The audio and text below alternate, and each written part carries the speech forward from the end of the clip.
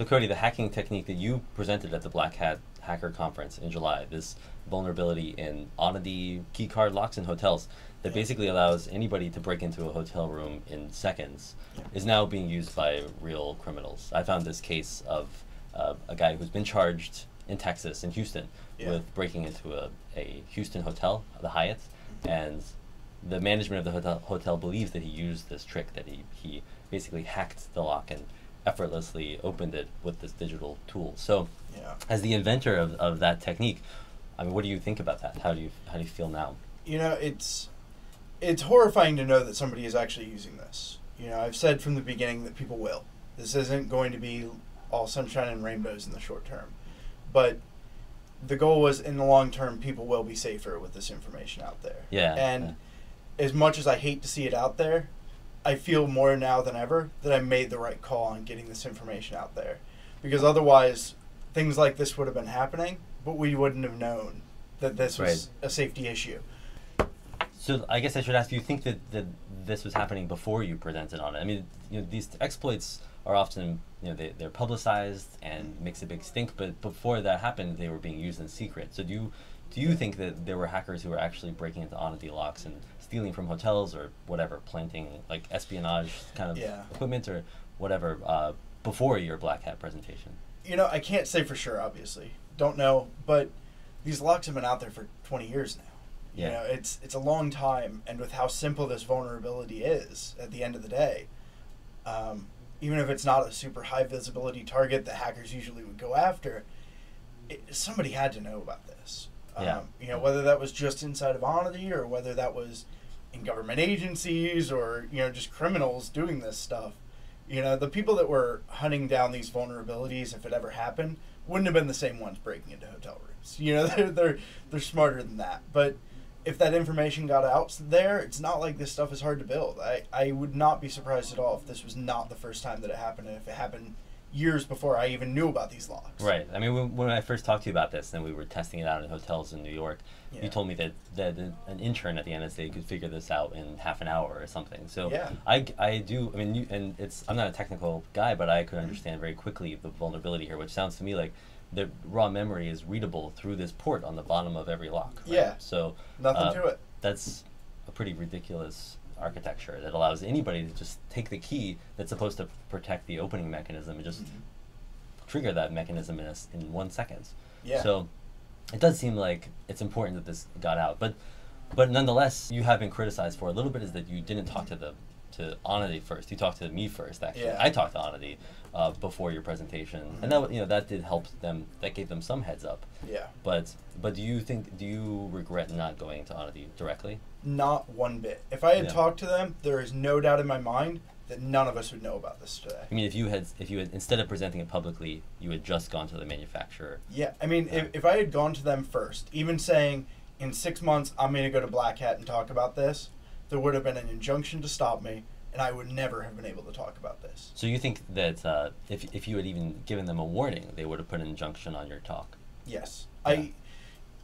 Going on 5 months after the talk, it's still not fixed. Most hotels don't know about it. Onity's charging customers to fix it. Yeah. If they hadn't had any public pressure at all to do something about this, what would they have done? You know, I think it would have just been crushed as much as they could, and put off, and it never would have seen the light of day. And people would be unsafe 30 years later instead of 20 years later. Well, one thing that I need to ask, I mean, I feel like I have to ask about is the fact that you sold this exploits before ever publicly releasing it or talking to me about it. I mean, it sounds like you did that as part of the company when you were working for a company that was reverse engineering Onity locks to create a competing product, right? And is that something that you regret? If you could if you could go back, would you still have sold that to this locksmith institute that trains law enforcement to use lock picking tools? You know, I don't really regret it. I don't think that we went about it in a great way, but honestly, at the end of the day, law enforcement having tools like this is a good thing. You know, they always have tools along these lines. You know. The difference between this and more physical tools they would normally use to get into a hotel room is potential for for them to actually be safer in doing their jobs. It requires less physical access, it requires less interaction with hotel staff to potentially tip somebody off that's staying in a hotel room or something like that. At the end of the day, as long as they're using it for, as long as they're using it in legal ways, as long as they're doing it when they have, proper warrants and all that, I really don't have a problem with it. At the end of the day, they need, they're going to be doing this. I would like them to do it in a safer way. And with LSI that we licensed it to, it was only being used by law enforcement, period. Right. So, I really don't regret it.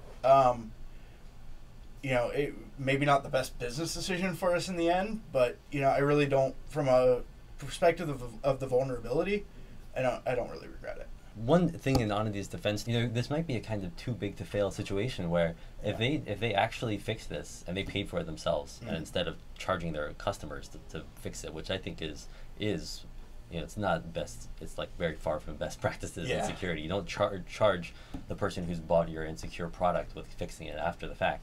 But if they did fix it themselves and they paid for it, this actually might bankrupt them. I mean, there are millions of these locks around the world. Right? I don't disagree. It entirely could bankrupt them. At the same time, I find it really hard to have sympathy here. If this was a super obscure vulnerability that nobody could have ever found and nobody could exploit in 5 minutes with no technical skills at all, then, I could totally cut them some slack. But given the impact of this vulnerability and how easy it is to do it and how easy it is to find it, if it had been found before, which I think it had, I can't really use that as an argument in their defense.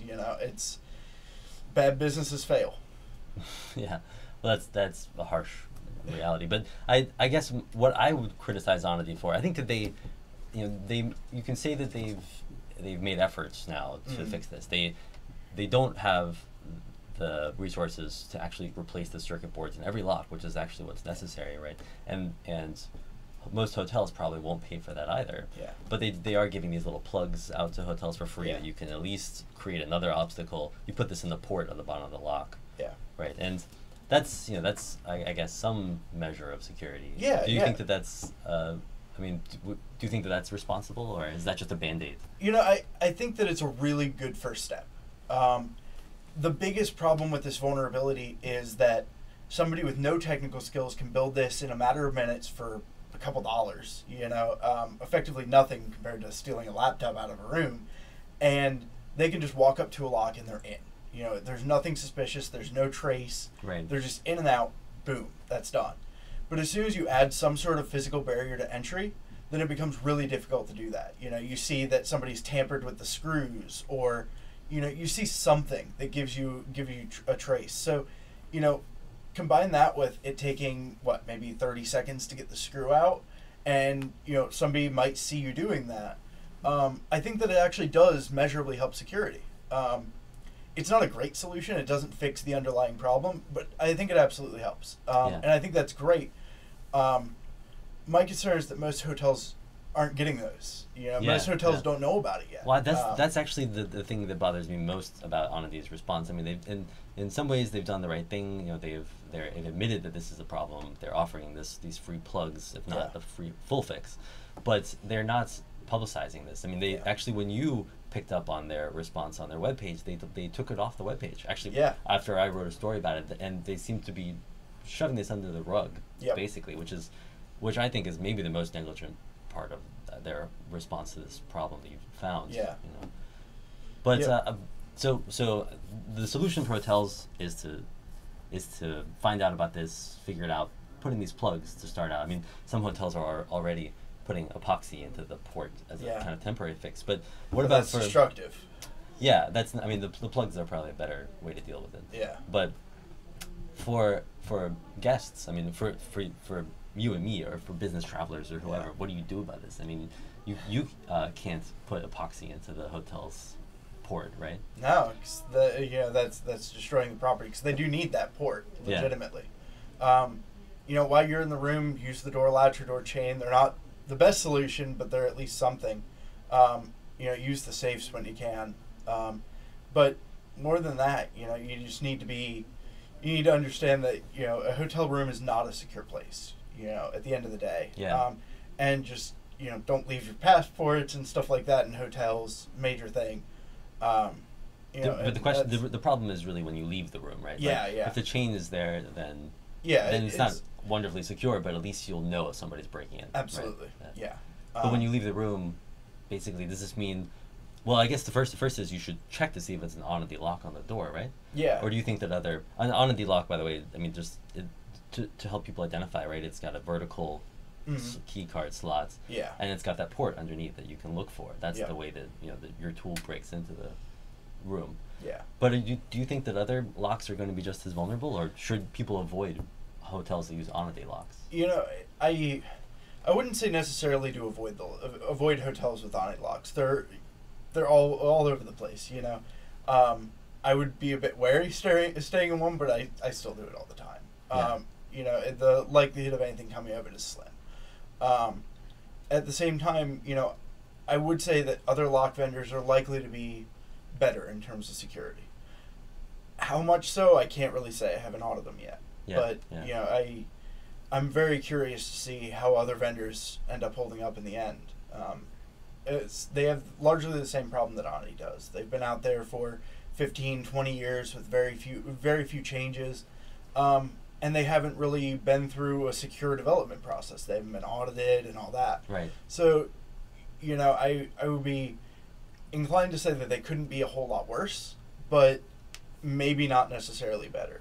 It seems like you hit on this vein of security research that's really important and kind of scary, which is this combination of physical security and digital security. Mm-hmm. That lock makers are now integrating digital stuff into their, they have been for a long time actually, but nobody really thought to look at these things or to publicize them anyway. But they probably have a much harder time writing secure code than like Google or Apple or somebody, right? Yeah, it's one of those things where they really have to get it right and then put it out there. Right. They can't send out an update every 6 weeks. That's true too. Yeah. And hope that this is fixed. So, in that field more than anywhere else, where the lives of people staying in hotels could be in danger, or their property could be in danger. There more than anywhere else, it really underlies the need to take a step back, get audits from independent contractors, and just make sure that your stuff is actually secure out the gate, rather than 20 years later somebody saying, hey, there's this problem here. Yeah. And they just haven't done that. And that's a big issue. Well, you've hacked all kinds of cool stuff over the years. Like, I think you had you reverse engineered iTunes at one point, and you I think you participated in the iPhone dev team's hack of the jailbreak of the iPhone. So what are you working on now? What comes after this whole hotel lock hacking thing? Yeah, so I'm doing some research into other hotel locks and other electronic locks. Nothing that I'm really talking about publicly yet.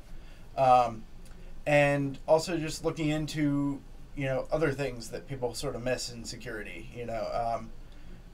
Now that I've publicized the hotel lock stuff, a lot of people are going to start looking at hotel locks. So over the next year or two, we're going to see some really interesting things coming out of that. And there are plenty of other fields that people just don't look at. So it's always interesting to me to get a different perspective on things and go out and say, product X hasn't really had any security work done on it. Why is that? What's the failure case? What could happen here? So, I'm definitely working on some interesting new stuff and started my own little security consultancy. Oh, cool. Just moving forward.